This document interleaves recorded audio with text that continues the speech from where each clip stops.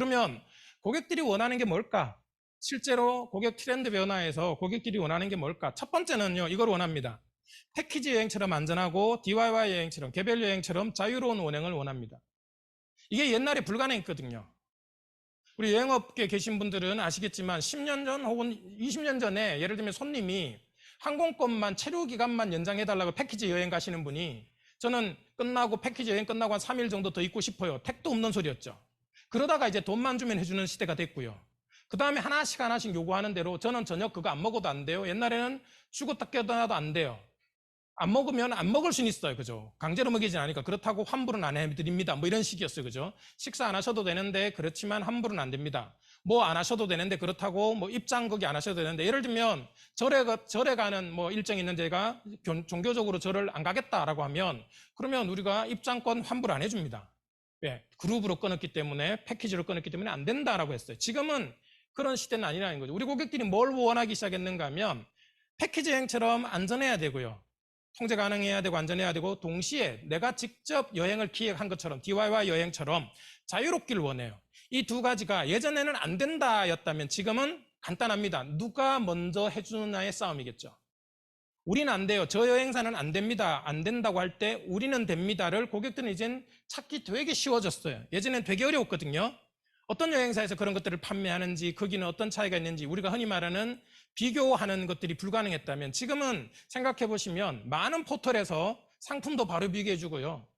오늘자 신문에 보면 네이버에서도 도시 비교, 관광지 비교 바로 해주거든요. 예를 들면 싱가폴, 뭐 세계 도시, 오키나와 비슷한 유형의 뭐 방콕 이렇게 세계 도시만 딱 집어넣으면요. 밑에 온도부터 뭐 어떻게 가야 되고 뭐 해야 되고 그래서 네가 가격까지 나옵니다. 항공권 가격은 평균 얼마 주고 그러면 어디를 선택할 거냐 이렇게 비교도 해줍니다. 그래서 이제는 뭐의 싸움인가 하면 누가 먼저 편안하게 그리고 안전하고 자유로운 여행들을 만들어줄 수 있냐는 거죠. 그래서 우리 고객들이 실제로 원하는 건 이거죠. 세트 메뉴의 가격 경쟁력도 원하고 있고요. 그 다음에 단품 메뉴의 소비자 편집권도 원하고 있습니다. 빅맥 세트를 시키면서 빅맥 세트의 가격 경쟁력도 당연히 원하고요. 더 싸야 되겠죠. 빅맥을 따로따로 햄버거 따로 뭐 감자 따로 콜라 따로 시켰을 때보다 무조건 싸야 되겠죠. 세트 메뉴의 가격 경쟁력도 원하고요. 그러면 예전에는 뭘 포기했는가 하면 생각해 보시면요. 예전에는 세트 메뉴를 구성할 때 커피 안 되거나 그죠? 뭐 안 되는 게 되게 많았어요. 근데 지금은 생각해 보시면 다 바뀌었죠. 다 돼요. 물론 돈만 더 내면. 그렇다고 해서 더 싼 걸 주문한다고 해서 돌려주진 않지만 기본 세트 메뉴에서 다 바꿀 수 있어요. 지금은 햄버거도 바꿀 수 있고요. 안에 바꾸는 것들이 되게 많아져서 오히려 혼란스러울 만큼.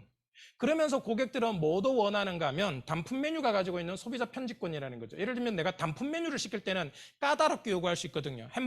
햄버거를 단품으로 시키면 그 안에 뭐 치즈는 뭐는 빼주세요. 뭐는 해주세요. 양상추는 넣어주세요. 뭐는 빼주시고요. 이럴 수 있단 말이에요. 이런 것들이 뭔가 하면 이제 우리 고객들이 이걸 원하는 시대가 됐고 누가 먼저 이거를 들어주느냐의 싸움인 거죠. 그 다음에 두 번째가 고객들이 원하는 게 이제 고객들이 뭘 원하는가 하면 디지털로 전환하라는 겁니다.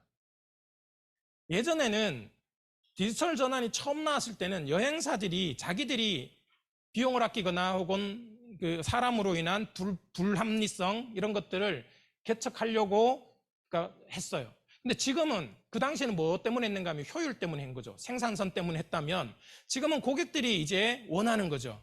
지금은 예를 들면 2019년까지만 해도 고객들 중에는 내가 그래도 허니문 가는데 아니면 내가 우리 엄마 아버지 해외여행 보내드리는데 유럽 보내드리는데 그럼 1인당 300만 원에서 한 700만 원 뭐 아니면 1000만 원 가까이 드는데 그런데 여행사 사장 얼굴이라도 봐야지 사기꾼인지 아닌지 그리고 번듯한데 그래도 사무실이라도 있어야 아니 그 이상한 데 뒷골목에 있다든가 사무실 주소랑 집 주소랑 갖거나 이러면 다 이걸 내가 1000만 원 주고 돈의 문제만이 아니라 우리 엄마 아버지 저것도 있고 내가 허니문 가는데 이걸 해야 되나 이런 고민들을 했단 말이에요.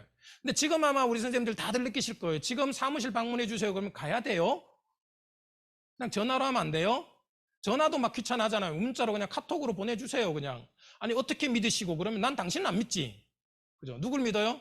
국가를 믿는 거죠. 이렇게 허가내주고 할 수 있도록 해준 지방자치단체. 나중에 이건 문제 생기면 내가 당신하고 여행업 협회랑 다 걸 거니까 상관없다는 거죠. 오히려 불편한 거죠.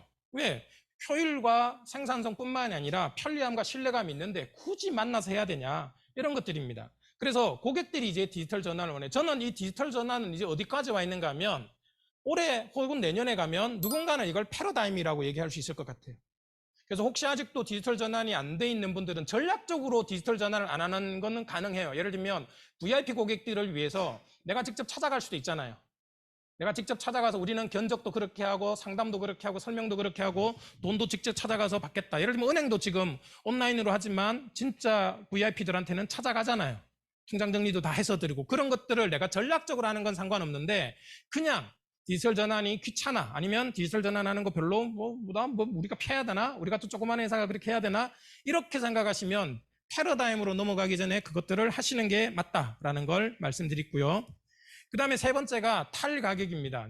전 이게 가장 치명적인 것 같아요. 요즘 고객들은 준비가 돼 있었거든요. 사실은 코로나가 끝나고 2022년에 다시 여행의 자유와 여행이 다시 돌아온다라고 했을 때 고객들은 다들 어떤 생각을 했는가 하면 야 이제 다시 패키지 여행이 시작되고 해외로 여행 갈 수 있다면 그러면 꽤 많이 비싸질 거야. 야 돈 없으면 이제 여행 마음대로 옛날처럼 그렇게 못 갈 거야. 아 이제는 399란 이런 건 없겠지? 라고 했는데 예. 방콕 399가 있더라고요. 네.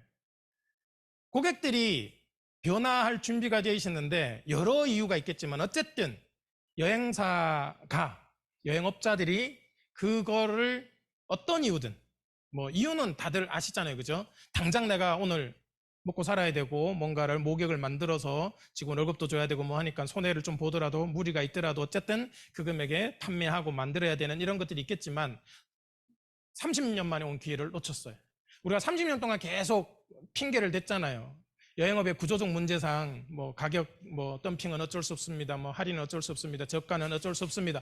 어쩔 수 없습니다. 어쩔 수 없습니다라고 했는데 고객이 뭘 해줬는가 하면 지금 어쩔 수 있는 시간이니까 어떻게 해봐요라고 시간을 줬는데 그 시간을 스스로 까먹어 버린 거죠. 그게 안타깝긴 합니다. 그렇지만 어쨌든 우리가 트렌드의 방향으로 보면 가격에 대한 저항성들이 많이 약해질 거고요.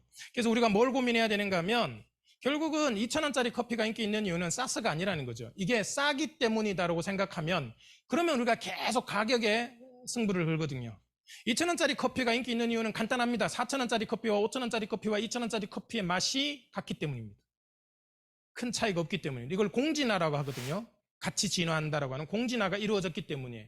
지금은 우리가 맥도날드 커피랑 뭐 이디야 커피랑 뭐 저기 스타벅스 커피랑 혹은 뭐 컴포즈인가요? 이런 데 커피 그다음에 뭐 이런 데랑 비교해 보면 가격의 차이가 느낄 수 없는 상태. 그러니까 구분은 할 수 있어요. 왜 그런가 하면 독특한 원두를 쓰거나 조금 더 뭐 스타벅스는 좀 더 쓰다든가 이런 건데 그것들에 저 가치를 매기면 가치를 매기라 그러면 뭐 비슷해요라고 할 거라는 거죠. 왜 그런가 하면 이제는 여행도 사실은 비슷해졌거든요. 그래서 가격에 대한 저항성들이 많이 무너져 있기 때문에 오히려 가격에 대한 저항성들을 조금 더 용기 있게 조금 뚫고 이건 사실은 리딩 기업들이 해야 됩니다. 업계 1위에서 10위 안에 있는 기업들이 자기들끼리 뭔가 아니 다른 업계는 단합도 잘하고 뭘 하던데 여행업계는 왜 못하는지 모르겠어요. 감옥 가라는 게 아니고요. 징계 먹으라는 게 아니라 적어도 뭐 평수기 항공권 요금 미만으로는 팔지 말자라든가 어제 뭐 자정 뭐 했다면서요. 갈 때 그런 것도 했으면 좋았을 텐데 어쨌든 가격 때문이 아닌데 그 가격 때문이라고 여전히 생각하는 이것들에서 벗어나야 되고요. 그 다음에 상품에 대한 유니감들이 조금 더 필요합니다. 전 세계에 단 2곳밖에 없는 곳이 있습니다. 하나는 노르웨이의 스발바르에 있고요. 그리고 한 곳은 우리나라에 있습니다. 잘 모르세요. 그 지역 분들도 잘 모르세요. 왼쪽에 있는 여기가 노르웨이 스발바르에 있는 데고요. 오른쪽에 있는 게 우리나라에 있는 겁니다. 이게 뭔가 하면 시드볼트라고 하는 종자보관소입니다. 종자보관소가 전 세계에 2군데 있는데 그중에 한 군데가 우리나라에 있습니다. 엄청난 관광자원인데 아무도 몰라요. 그 지역 사람들도 몰라요. 봉화에 있습니다. 봉화에 가면 이 시드볼트, 2번째 시드볼트가 우리나라에 있습니다. 그래서 제가 봉화에 강의 갔다가 농담 반 진담 반 사실은 진담이었습니다. 봉화에서 뭘 하면 좋을까? 봉화에 아파트를 지어야 됩니다. 왜 그런가 하면 시드볼트 아무데나 못 짓거든요. 이게 인류 종말을 대비하는 거잖아요. 인류가 환경의 문제, 지진의 문제, 태풍 뭐 이런 것 때문에 인류가 곡식을 더 이상 농사 짓지 못할 상황이 되면 그래도 종자는 보관해야 된다라고 해서 보관하는 거잖아요. 그래서 하나는 북위 68도에 있는 노르웨이에 있고요. 하나는 뜬금맞게 우리나라 봉화에 있어요. 이게 그냥 우리한테 지어주세요 해서 짓는 게 아니에요. 유엔 세계 식량기구에서 철저하게 분석을 해서 여기는 뭐 예를 들면 강도 뭐 8의 지진을 견뎌야 되고, 그 다음에 해수면이 상승했을 때도 뭐가 돼야 되고, 그 다음에 뭐가 할 때 조건이 되게 까다로워요. 어떻게 보면 인류 종말의 시대에 가장 안전한 두 곳이거든요. 그죠? 인류 종말의 시대가 다가오면 가장 안전하고, 거기 왜 아파트를 안 지을까? 저 같으면 시드볼트 있는 곳에서 아파트 지으면 국내 사람들은 안 사도 해외 부자들이 미리 사놓지 않을까요? 걔들은 막 지하로 땅굴도 파고 막 몇백 미터 들어가는 친구들인데, 야, 거기에 있대. 그러면 왜 그런가 하면 그 노르웨이 스발바리에는 없거든요, 아파트가. 그래서 지어도 되는데, 우리가 조금은 다르게 우리 관광자원 어떻게 보느냐. 인바운드든 전 아웃바운드든 마찬가지라고 보는데요. 참 안타까운 게 그런 거죠. 뭐에 기준을 두느냐 하면 자꾸 시간과 비용에만 신경을 쓰세요. 제가 최근에 방콕 갔다가 느낀 점이, 방콕 상품이 후퇴된 걸 봤어요. 예전에는 방콕에 1박 하고 혹은 뭐 2박 하고 파타야로 넘어갔다면 지금 상품들의 상당수는 그냥 파타야 3박, 방콕은 살짝 들러서 오는. 이유는 딱 하나예요. 입장료 그리고 시간. 고속도로나 방콕 시내에 시간이 막힌다. 그러면 어디를 못 간다? 쇼핑센터를 못 간다. 그래서 방콕 가서 뭐만 보는가 하면 새벽 사원, 그 다음에 새벽 사원을 한낮에 보고요. 그 다음에 저기 새벽 사원 이름 붙은 이유가 있을 때 너티도 한낮에 봅니다. 그리고 왕궁 보면 잘 본 거고요. 왕궁도 안 본 데도 있고요. 어떤 데는 시간 관계상 방콕을 스킵합니다. 와, 방파 상품인데 방콕을 스킵해버리면 차창 관광 뭐 이렇게 뭐가 되는가 하면 주객이 전도되는 거죠. 우리가 스스로 유니감들을 버리는 겁니다. 그래서 뭐 여러 가지 이유가 있는데 어쨌든 이런 상품들을 못 만들어내는 거죠. 그 다음에 우리나라가 전 세계 우리만 가지고 있는 것도 인바운드에서는 저는 DMZ를 어떻게 활용할 거냐.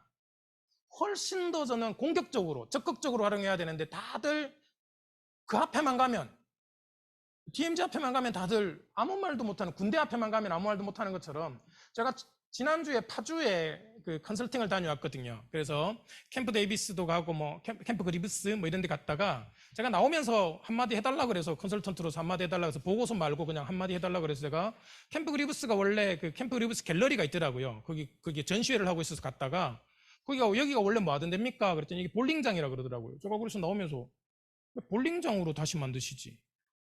대한민국 최북단 볼링장인데 옛날부터 했던 미군들이 썼던 그 볼링장 그대로 재현하면 외국인 관광객 무지 많이 올 건데 거기서 펌 만들어서 술 먹이면 어쨌든 못 나갈 거고 그럼 숙박할 거고 다 해결될 것 같은데, 파주에서 고민하는 게 다 해결될 것 같은데, 그런데 왜 안 하는가 하면 거기가 DMZ 군사분계 군사지역 이러니까 굉장히 사고가 경직되는 거죠. 뭐 안 돼, 뭐 못해. 스스로 한계를 지어버리는 겁니다. 그래서 우리가 유니크한 관광자원들이 있으면 이건 국내든 국외든 아웃바운드든 인바운드든 도메스틱이 마찬가지입니다. 이런 고민들을 해야 되는 거죠. 그 다음에 다섯 번째 우리 고객들이 원하는 게 뭔가 하면 생산하는 소비입니다. 여행 가서 이제 무조건 돈 쓰고 시간 쓰는 걸 원하지 않으세요. 여행 가서 뭘 하고 싶어 하는가 하면 하이브리드 하고 싶은 거죠. 내가 여행 가서 돈을 벌 수도 있지 않을까? 그 다음에 뉴노멀 시대의 뭐 여행 상품 개발이나 이런 것들이 아까 앞에 다섯 가지가 고객들이 원하는 거라면, 그러면 어떤 상품화 서비스나 상품화 전략이 필요한가? 첫 번째가 아까 로컬을 이야기할 때요, 고민을 해야 되는 부분이 하나가 뭔가 하면 10대에서 30대가 로컬 관광에 빠진 이유가 중요합니다. 많은 분들이 그냥 MZ세대라고 하는 분들이 저는 MZ라는 단어보다는 그냥 10대에서 30대 이렇게 좋은 말이 있는데 MZ라는 단어로 꼭 그 친구들을 좀 부정적으로 묶으려고 하는 것 같아요. 차별화만 고민하는데 그냥 10대에서 30대 이 친구들이 로컬이나 로컬 관광에 왜 빠졌을까? 두 가지 이유입니다. 하나는 다양성이고요. 하나는 SNS입니다. 이 친구들은 어떤 가치보다 뭘 중요하게 생각하는가 하면 다양성을 중요시해요. 나하고 같은 옷을 입거나 나하고 같은 생각을 하거나 나하고 같은 뭘 하는 걸 되게 싫어하는 거죠. 그래서 다른 것들을 하고 싶어 하는 거죠.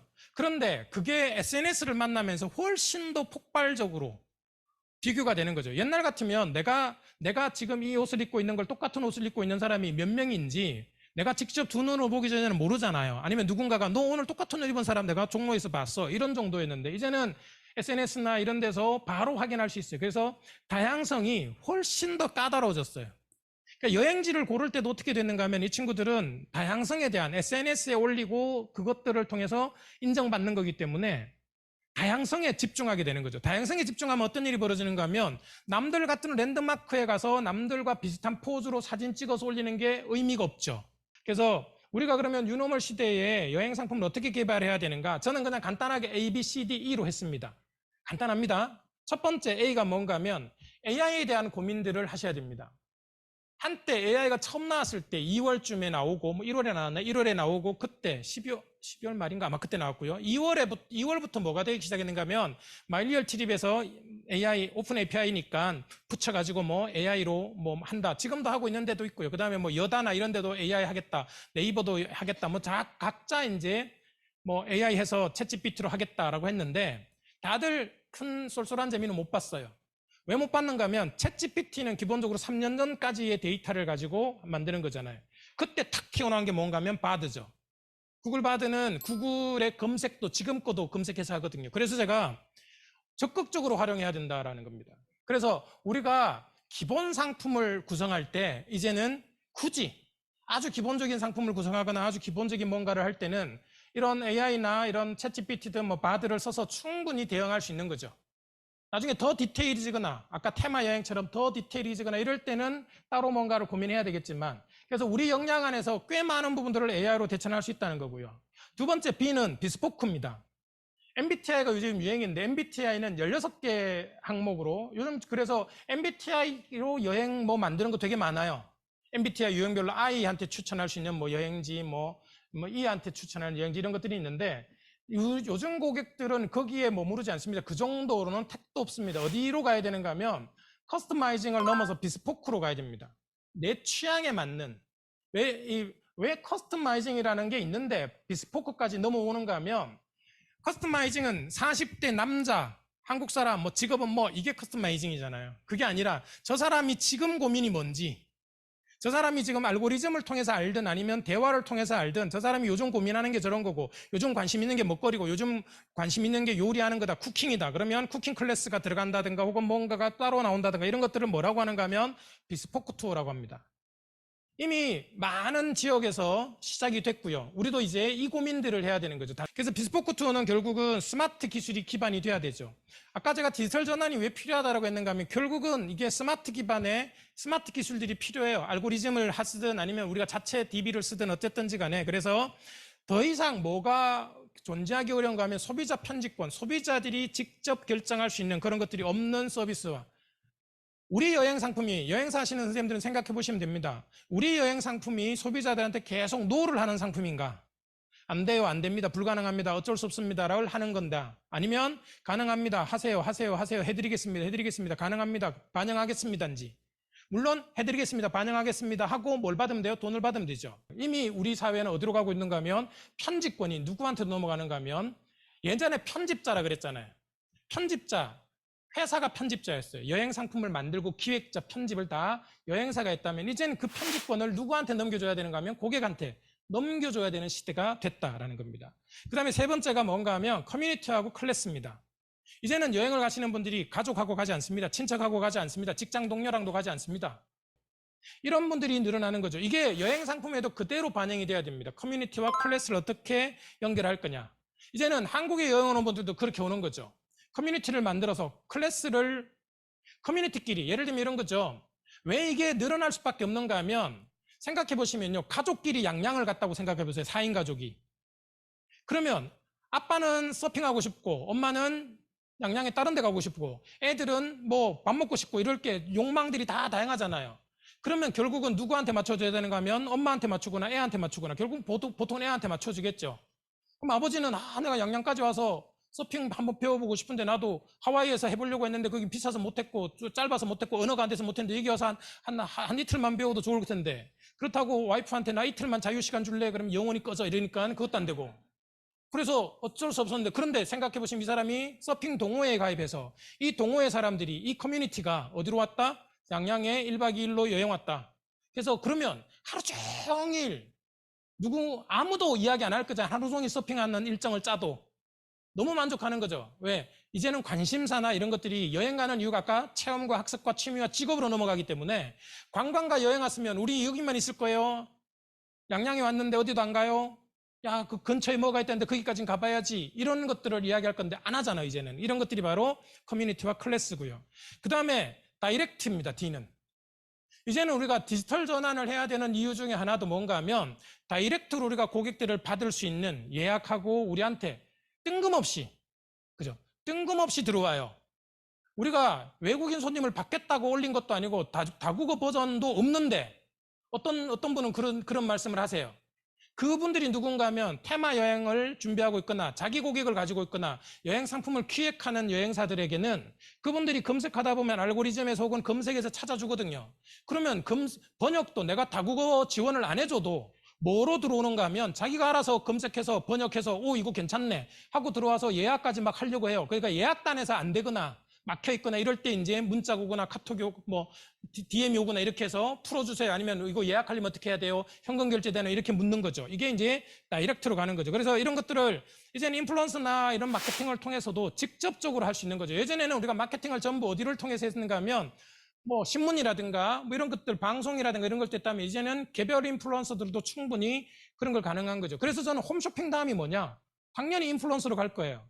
홈쇼핑에 대한 부담이 이제는 커지거든요. 금액이 너무 커졌어요. 그러니까 작은 여행사들이 소규모 행사를 진행하거나 소규모 판매를 할 수 있는 툴이 아니에요. 홈쇼핑은 대형 여행사들이 몇천 명, 몇만 명이 이 상품을 같이 이용해야 그 금액을 뽑아낼 수 있는 그 가격대로 판매할 수 있는 건데 그러면 작은 여행사들이 수백 명 단위, 수십 명 단위에서는 불가능하거든. 근데 고객들의 요구는 정말로 다양해져서 이제는 수십 명 단위의 요구들을 하거든요. 예전에 우리 마이스 하시는 분들이 계시면 생각해 보시면 예전에는 우리 고객들이 해외에서 오시는 고객들이 다 몰려오는 거면 5성급 호텔의 최고의 큰 걸 원했다면 점점 더 어디로 가고 있는가 하면 너무 커요 거기는. 왜? 우리는 50명밖에 안 되는데 5,000명 행사하는데 500명 행사 예를 들면 킨텍스에서 한다고 하면 킨텍스나 코엑스에서 하면 우리 행사는 저기 구석에 처박혀 가지고 관심도 없어요. 그 마이스 담당자들이. 왜 여기 5,000명짜리 행사하고 있고, 이거 500명짜리 행사하고 있는데 저기 50명짜리 조그마한 단독 행사. 그런데 어딘가에서 뭘 하는가 하면 그걸 뭐 유니크 베뉴라고 하든 어디라고 하든 거기에서는 단독 마이스 해주겠다. 소규모 단독 마이스. 니네 50명이잖아. 우리 딱 50명 들어오는 데야. 우리는 여기에 집중할게. 훨씬 나을 수도 있는 거죠. 이런 것들이 이제 새로운 변화들을 가지고 오고요. 그 다음에 다섯 번째가 익스퍼트입니다. 이제는 익스퍼트 가이드라고 해서 여행객 대상의 핵심 서비스는 뭔가 하면 전문성이 정말로 높은 가이드들이 요구되는 시대입니다. 고객들이 생각해 보시면 우리가 아까 중장년 여행객, 그 다음에 단순 패키지, 그룹 이런 데 안 간다고 말씀드렸는데 왜 안 가는가 하면 고객들의 기대가 훨씬 더 높아졌어요. 그래서 지금은 다시 뭘 만들어내야 되는가 하면 정보 비대칭을 다시 여행사가 가져와야 되거든요. 이 정보 비대칭에 대해서는 뒤에 따로 설명드릴 거니까 여기서는 그냥 넘어가겠습니다. 그러면 여행사의 넥스트 전략이 필요한데요. 넥스트 전략은 뭔가? 결국은 여행은요. 이 두 가지의 싸움입니다. 욕망과 두려움의 싸움이거든요. 지금까지는 한국 여행업은 욕망도 커졌고요. 두려움도 있었어요. 여행력이, 고객의 여행력이 부족하면 두려워서 누구를 이용하는가 하면 여행사를 이용했단 말이에요. 근데 그게 이제 점점 더 무너지기 시작한 겁니다. 그래서 저는 이걸 정보 비대칭의 문제라고 하는데 90년에 배낭여행 떠났던 엄마하고요. 2023년에 배낭여행 떠나야 되는 딸이 같은 시간과 같은 돈을 들여서 얻는 정보의 양은 정말로 큰 차이일 겁니다. 그래서 정보 비대칭이 과거에는 여행사들이 이 정보를 다 가지고 있었어요. 근데 점점 더 누가 더 많이 아직은 여행자들이 더 많이 가지고 있지는 않아요. 우리가 가지고 있는 정보에 대해서. 그런데 가끔은 이 시소가 이쪽으로 기우는 순간들도 벌어지는 거죠. 그래서 고객들이 다시 우리가 그 고객들을 붙잡으려면 뭘 해야 되는가 하면 전문성을 다시 확보해야 됩니다. 그 다음에 더 자유롭기를 원하고요. 그리고 더 안전하기를 원하는 거죠. 그래서 이런 변화들이 그럼 결국은 이런 변화들을 우리 고객들은 어떻게 받아들이고 있는가 하면 여행하는 방법이 달라지는 거죠. 예전에 이제 관광과 여행 갔다면 이제 미용실 가고 배달치킨하고 한복 체험하고 방탄지도를 타고 다니고요. 그리고 공연 관람하고 댄스 클래스하고 녹음 체험하고 성지순례하는 5년 전, 10년 전 생각해보면 이런 변화들이 아니었거든요. 이렇게 여행하는 사람들이 없었어요. 미용실 가고, 그 다음에 뭐, 그죠? 배달치킨 시켜 먹고 그다음에 한복 체험하고 방탄지도 들고 다니면서 방탄지 공연 관람하고 클래스하고 녹음 체험하고 성지순례 하는 게 없었는데 지금은 그렇게 한단 말이에요. 그래서 이것들을 뭐라고 하는가 하면 시간 생산하는 하이브리드 여행이라고 합니다. 누가 먼저 시간을 덜 쓰거나 생산까지는 아니더라도 시간을 덜 쓸 수 있는 것들을 만들어내는 거죠. 그래서 이제 뭐가 필요한가 하면 신상품과 새로운 서비스가 필요한데요. 문제는 뭔가 하면 수요에 대한 문제입니다. 수요를 만드는 상품과 서비스를 신상품이라고 합니다. 우리는 신상품을 매출을 만드는 게 신상품이 아니라 수요를 만들어야 돼요. 그래서 우리가 기존의 수요에 기대는 게 아니라 새로운 수요를 만들 수 있을 때 그걸 새로운 상품이라고 합니다. 이렇게 되는 거죠. 서울 여행 가는데 가볼 곳 맛집 추천해줘. 인바운드든 도메스틱이든. 질문이 바뀌었잖아요. 지금 이렇게 질문하는 사람들 별로 없어요. 요즘 뭐라고 질문하는가 하면 이렇게 얘기하죠. 하이브 인사이트 방문할 건데 주변 관광지 소개해줘. 눈빛이 하이브 인사이트는 처음 듣는데 라는 것이죠. 네. 하이브에 뭐가 있는가 하면 그 BTS 박물관이 있습니다. 지금은 없어요. 지금은 이제 한시적으로 운영하다가 중단했는데 예, 그걸 하이브 인사이트라고 하거든요. 그러니까 하이브 인사이트에 가서 그 음악이 주는 영감과 소통의 공간 하이브 인사이트를 갈 건데 서울 갈 게 아니에요. 우리는 하이브 인사이트 갈 건데 그 길에 주변에 관광지나 맛집이 있으면 뭐가 바뀌었는가 하면 목적지가 바뀌었죠. 그래서 이걸 뭐라고 하는가 하면 목적지형 관광 콘텐츠를 만들어야 됩니다. 주변에 널렸어요. 목적지형 관광 콘텐츠. 초대형 스타벅스를 생각하시면 거기가 목적지형 관광 자원입니다. 북한산에 턱 놨더니 북한산에 아침 7시에 줄 서는 데가 북한산점. 양평에 주차할 데가 없는 곳이 양평점 이런 거잖아요. 주차비 받는데도 주차할 데가 없는. 꿈도 못 꿨어요. 예전에는 스타벅스는 그냥 근처에서 밥 먹고 혹은 뭐 커피 마시고 주변에 사람들 미팅하고 이럴 때 그래서 도심에 스타벅스 제일 처음에 생긴 데부터 생각해 보세요. 뭐 도심에 사람 많이 다니는 직장인들 다니고 점심시간 끝나고 저녁에 미팅하고 이런 공간들에서 우리나라가 그런 회의 공간이라든가 미팅 공간이 부족하니까 그런 공간들 그다음에 아침에 커피 사들고 들어갈 수 있는 그렇게 만들었단 말이에요. 근데 이게 바뀐 거죠. 사람들이 이제는 뭘 찾기 시작하는가 하면 목적지형 관광 콘텐츠를 찾더라는 겁니다. 그래서 체험도 관광형 체험이 아니라 옛날에 우리가 플라멩고나 이런 걸 보면 그냥 보는 거였잖아요. 기껏 체험한다는 게 아저씨 한 명 불러내서 흔들어 보라 그러고 웃고 지나가는 정도였단 말이에요. 근데 지금은 뭔가 하면 학습형 체험이죠. 체험도. 내가 한국에 와서 K-팝 댄스를 배우는데 전문가는 아니지만 내가 원하는 내가 좋아하는 아티스트의 예를 들면 블랙핑크를 좋아한다. 그럼 블랙핑크의 노래 한 곡 정도는 내가 뭐 아이브를 좋아한다. 그럼 아이브의 노래 한 곡 정도는 커버할 정도로 내가 배워가야지. 뭐 딱 그렇게는 해봐야 되겠다라고 하는 거죠. 이게 학습형 체험입니다. 그 다음에 축제도 뭔가 하면 관광형 축제, 벚꽃 보러 가는 혹은 뭐 이런 때 뭘 보러 가는 거에서 끝나는 게 아니라 놀이나 학습형으로 바뀌는 거죠. 가서 재밌게 놀았어, 재밌게 체험했어, 뭘 배웠어 이런 것들을 원하는 겁니다. 그래서 우리가 뭘 만들어내야 되는가 하면 관광객 수요를 증대하고 이것이 지속 가능하고 수익을 내려면 목적지형 관광 자원, 목적지형 관광 자원이 뭘까? K 콘텐츠는 팬이 아니라 팬을 뛰어넘는 팬덤이 있어요. 팬덤은 뭐까지 고민하는가 하면 내가 어떻게 내가 이렇게 행동했을 때 그 우리가 말하는 스타, 내가 좋아하는 셀럽에 피해가 가지 않을까? 그들에게 더 좋은 조건으로 뭔가를 해줄 수 없을까를 고민하는 거거든요. 공감하고 공유하는 사람들을 가지고 있어요. 그래서 우리가 새로운 상품을 만들고 코로나 끝나고 이제 엔데믹이 되고 그다음에 새로운 상품을 만들 때 뭐 트렌드가 됐든 그것이 패러다임이 됐든 결국은 우리가 소비자가 어떻게 변화하고 어느 정도에 빠르게 변화하는지를 알아야 되고 거기에 어떻게 대응할 건지를 고민해야 됩니다. 방법은 없어요. 유일한 방법은 따라가는 것밖에 없습니다. 먼저 가면 제일 좋은데 사실은 먼저 가기 너무 어렵죠. 왜 그런가 하면 우리는 업체를 운영하는 사람이 학자는 아니잖아요. 학자는 그냥 먼저 가봅시다라고 할 수 있겠지만 우리는 먼저 가봅시다는 아니거든요. 그래서 뒤처지지 않고 반보 정도 뒤따라가는 건 필요합니다. 그래서 제가 우리 선생님들한테 드리고 싶은 말씀은 결국은 베스티나 렌츠라고 하는 천천히 서둘러야 된다. 서두른다고 되는 건 아니지만 그렇다고 해서 서두르지 않아도 안 되는 거죠. 그래서 천천히 준비하고 서두르는 것이 필요하다라는 걸 말씀드리고 싶고요.